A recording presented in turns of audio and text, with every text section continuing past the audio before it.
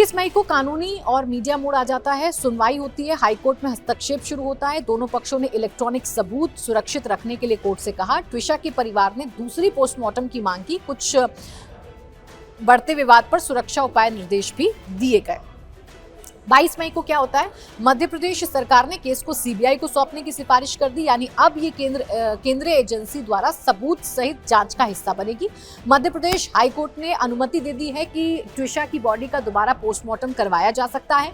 दोनों पक्षों ने कोर्ट में अलग अलग आवेदन दायर किए हैं। आरोपियों ने कहा है कि सीसीटीवी और मोबाइल सबूत में जांच पद्धति में कमी हुई है। परिवार ने कहा है कि सीसीटीवी, कॉल रिकॉर्ड और तकनीकी सबूत को संरक्षित रखा जाए। ट्विशा का परिवार तो ये भी कह रहा है कि कॉल रिकॉर्ड्स और जो सीसीटीवी फुटेज हैं उनमें छेड़खानी की गई है। परिवार की बातें पहले जान लीजिए, यानी ट्विशा के परिवार की बातें जान लीजिए। ट्विशा का परिवार कह रहा है कि ट्विशा की दहेज उत्पीड़न, मानसिक उत्पीड़न की वजह से मौत हुई है और इसकी शिकायतें ट्विशा करती आई है अपने परिवार से।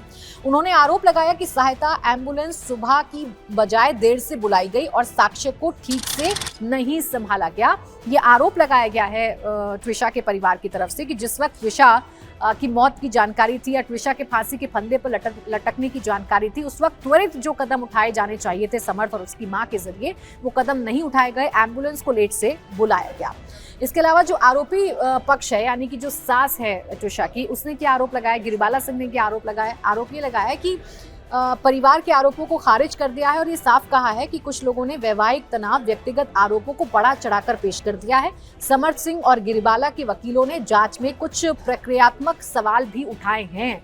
अब देखिए, आज भी जब गिरिबाला सिंह की जब वो कोर्ट में जा रही थी, उस वक्त भी जब मीडिया ने सवाल पूछने की कोशिश की तो गिरिबाला सिंह के वकीलों के भड़कने की खबर सामने आई। मीडिया के सामने वो भड़क गए और गिरिबाला सिंह ये कह रही है कि हमारा दोष क्या है, हमारा मीडिया ट्रायल क्यों किया जा रहा है। लेकिन ये गिरिबाला सिंह ही हैं जो मीडिया के सामने आती हैं और अपनी बहू के बारे में तमाम बातें करती हैं, उस ट्विशा के बारे में बात करती है जो ट्विशा अभी हमारे बीच में नहीं है। गिरिबाला सिंह ने अभी तक क्या क्या कहा है वो भी मैं आपको बताऊंगी। गिरिबाला सिंह ने ये कहा कि प्रेगनेंसी टर्मिनेशन करवाना चाहती थी ट्विशा और उसके लिए मेडिकल टर्मिनेशन करवाया जा रहा था। साथ ही साथ गिरिबाला सिंह ने कहा कि हमें 2 पल की खुशी नहीं मिली, यानी मेडिकल जो टर्मिनेशन हो रहा था प्रेगनेंसी का, उसको लेकर गिरिबाला सिंह के बयान शक के घेरे में आ जाते हैं। गिरिबाला सिंह ये भी कहती हैं कि मेरी बहू जैसे पहले थी, जो हमें पहले बताया गया था, वैसी नहीं थी। मसलन किन बातों पर ध्यान आकर्षण करने की कोशिश कर रही है कि पहले बोला गया कि पौधों को प्यार करती है लेकिन पौधों को पानी नहीं डालती थी। पहले बोला गया खाना बनाती है लेकिन खाना नहीं बनाती थी। पहले बोला गया कि संस्कृत के श्लोक पढ़ती है लेकिन पूजा पाठ भी नहीं करती है। अब बताइए, क्या ये वजह हो सकती है किसी की जान जाने की? वो खुले विचारों की थी, ये बात भी गिरिबाला सिंह कह रही है। तो गिरिबाला सिंह कहना क्या चाह रही हैं ट्विशा के बारे में? क्या खुले विचारों की होना इस आज के युग में, AI के युग में अपराध है? क्या ट्विशा अपनी बात को अगर खुलकर रख रही थी तो क्या ये अपराध है?